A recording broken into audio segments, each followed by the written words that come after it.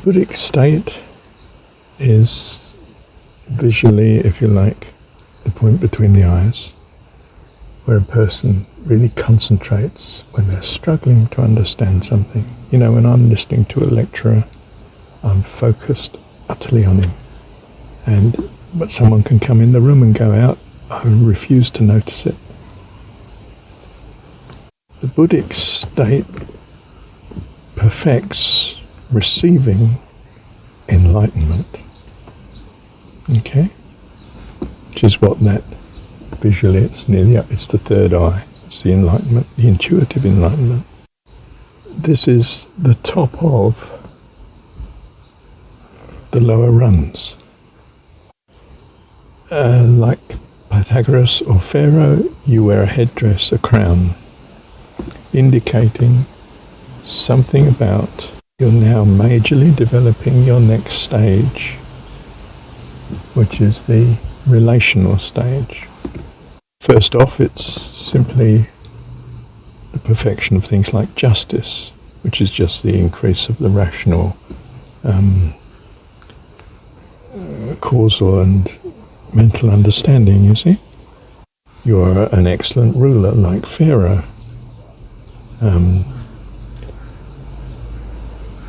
But it's a perfection of justice. And increasingly, of course, it leads on to developing the next stage up, which is beyond the crown, which is the love. Now, don't get me wrong, at very ordinary stages down below, you can fall in love and experience love of your parents, your children, your neighbours, the one you fall in love with, you know, your partner.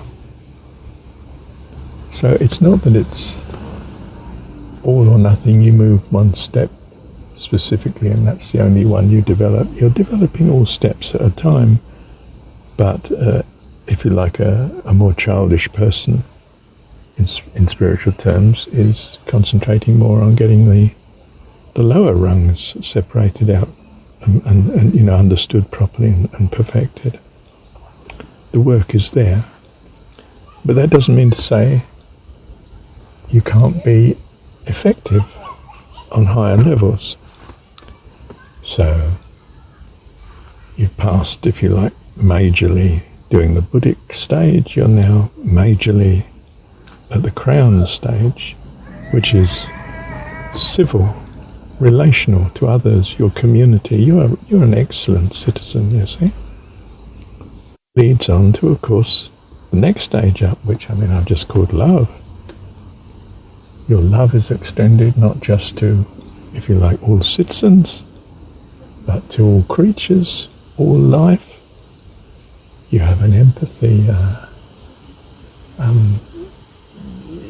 You know, you see a bird fluffing in the sand, having a sand bath. You can relate to him.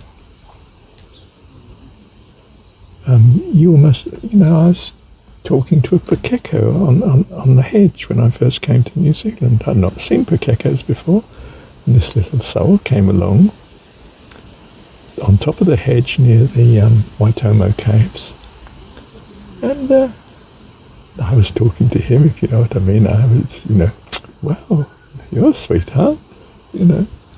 And my wife comes out and said, oh my goodness, he's talking to the pakeka. But in a sense, you see what I mean. You've moved into that love stage. Well, of course, I was in love as well, wasn't I? You know, when you're in love, you have a vivid experience of this level of the nirvanic stage, the heavens. The whole of nature sings to you. Well, of course, there's a higher stage still, because you want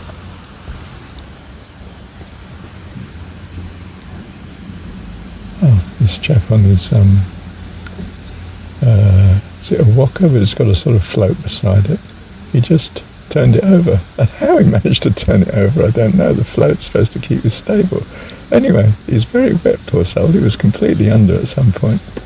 And now he's just sorting himself out, getting his legs in, shaking his head. He's about 30 or 40 foot from the bank of the lake here.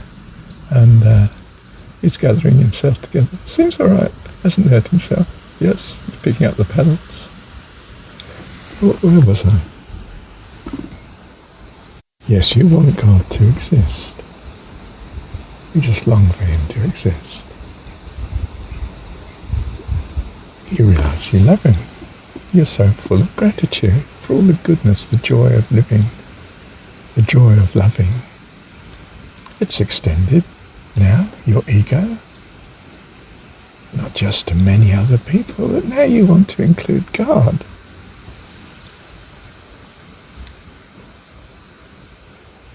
You're on that 9th stage, the perfection of which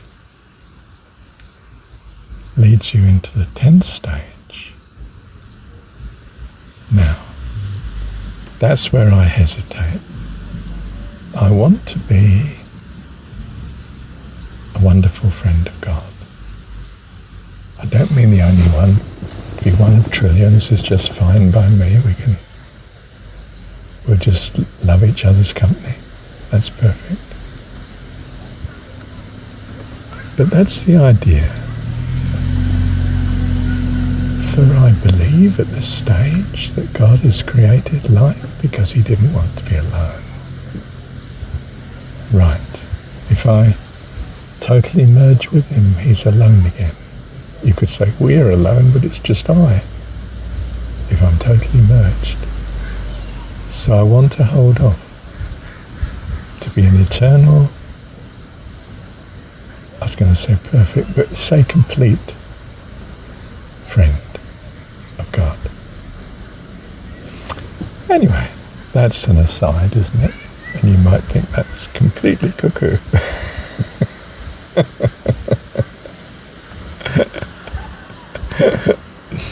But do you see, you can think of the chakras as just 6 or 7 of them, in which case you bring it into line with the view of the theosophical view, which is reckoned to be based on ancient wisdom. You can bring it into line with the 7 stages of the Hindu chakra understanding of the development of man, and the 7, which is the number of man, makes then the 10 stages of the theosophical understanding. So overall then, the Hindu approach takes basically 7 chakras if you include the crown. It's advised, for instance, by Paramahansa that you don't actually include the crown, the 7th, when you're doing the Kriya training. It's too unstable for you because it's the nirvanic, and a bit like being invited onto the marae, you have to be called. It has to be appropriate for you to be there, not just barge in because you're doing a practice. The Hindu religion doesn't do is consider the steps then, therefore from the crown up, because in some sense, well, you'll handle that when you get there. And that can bring it up to the 10.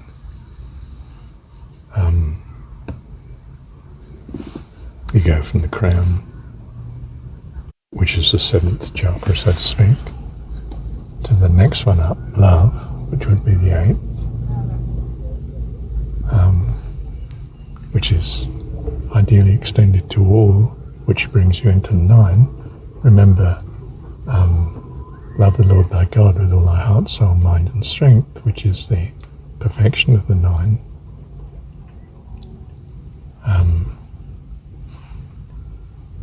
And love thy neighbour as thyself, which is said by Jesus to be in the second, namely loving thy neighbour as thyself, is like unto the first, because your neighbour is an expression of the creation of God. So it is your active loving God, you see. So if you perfect the love, not just the one you fall in love with and auntie and mum and your kids and your sweetheart, but if you perfect love, then you include all. And that level of perfection where it's consciously of God is the 9th.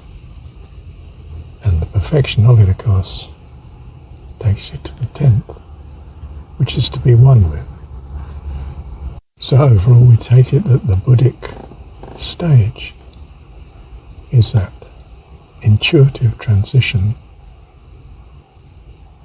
the, if you like, utterly enlightened man.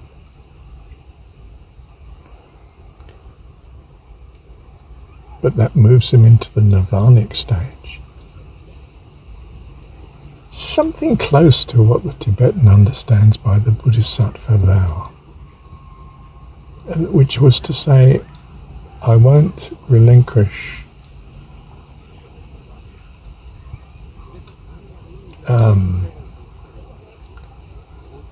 a better way of putting it is, I won't enter heaven until all other life is saved from suffering as well. It's committed, you see.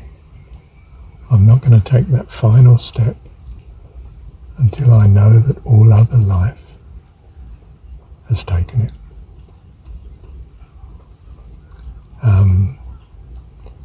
This, of course, is a real non-starter, if you like, or at least an eternal starter, if life is still being formed. But the Buddhist doesn't believe that. Believes there's a certain number of souls, and when the job's done, it's going to be done. Although the number must be trillions, looking at the amount of life just on our planet at any one time, quite apart from what's on any other planet. But it's significant that the Buddhist does not recognize, Buddhist religion that is, the existence of God. I'm pretty sure myself, as I've said, that the Buddha did. It's just that he didn't like all the religious trappings, and the religion threw out God with the trappings. So from my point of view, the Buddha could have been a fully enlightened person that certainly knew God and so forth. Whereas what the Buddhist religion seems to understand by the Buddha doesn't include concept of God, and that's why it appeals to modern secular way of thinking. The theosophical 7 stages of the development of man, well, the Hindu is a bit more detailed and would want to put in more than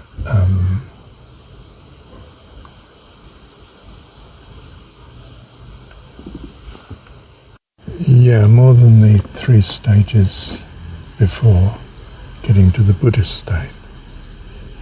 state. So instead of just putting in physical, astral and mental, well, of course, even the Theosophists have split mental into mental and causal, but the Hindu wants to add 2 more stages. so that we move from the lower chakra to the creative chakra, to the stomach chakra, the heart, the throat, ear, and the eye. Well, I would want to say that the base chakra, which one could think of as the physical, is the cleansing, certainly area for cleansing the body. In terms of the cosmos, it's space, what we casually dismiss as empty space, order and integrity of God, you see. The next level up, the astral, would be the creative, spontaneously creative, if you like, or if you have God in the picture, of course, he's the creator at that point.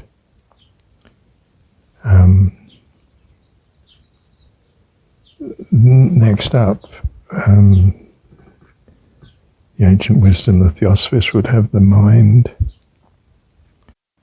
the mental, and the causal. And I would include in that actually the Bodhic. So that I would have included the chakras there of the stomach for feeling, panic is in the stomach and so on, fear is in the stomach. The heart, the desires of the heart. The throat speaks of the joy, doesn't it, of the heart, and so on. And so the causal and the mental I see as matched by the stomach, the heart, and the throat. The feeling, the desire, and the joy.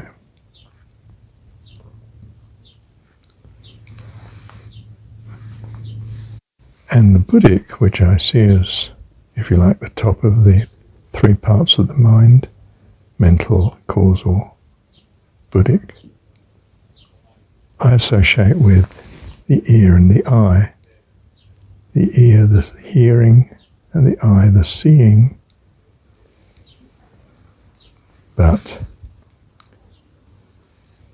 the purpose is, of course, the intuitive, the enlightenment. You've heard the word of God, you've seen the light. You have to be Hindu, of course, on the simply ancient wisdom side to talk of it in terms of God, you see, both the physical, the astral, and the enlightenment stage. If you're just going to be Buddhist, then you just say it's intuition or enlightenment, but you don't mention God. So in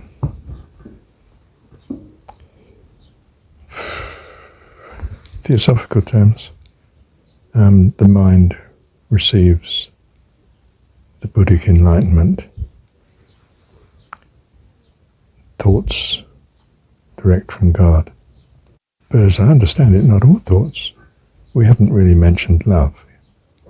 That doesn't mean to say, of course, the person isn't experiencing love at any stage. He has all of the, if you like, 7 bodies. It's just that some are not very developed. The upper ones, so to speak. Typically, that is.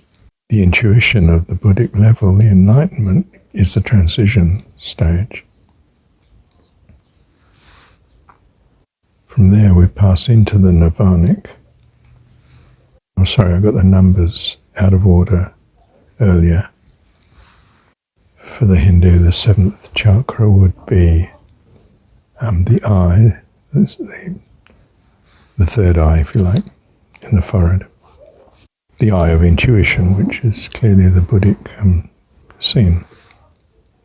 The crown would be the 8th chakra, one that one doesn't include in the Kriya Yoga practice, on the grounds that you need God's calling, not just completeness of practice. So we then have well, it's hard to say, but something like the first nirvanic level above the crown is love. The second nirvanic level is the love of God. Your ego is embracing God now, and what that means. And the third nirvanic level is the merging with God. And I'm not sure as they are distinctly separate. They're all aspects of nirvana, or if you like, what the Christian has generally called heaven. So I don't mean to say there is an exact correspondence, but it's a good experience to practice seeing what the correspondence and order might be, and relation of one understanding to another. As I've said above in this run of recordings, when all said and done, really is nothing like as significant as simply choosing to love God, which any man in the street can do when his heart's ready. Isn't that lovely? Thank you, Dad.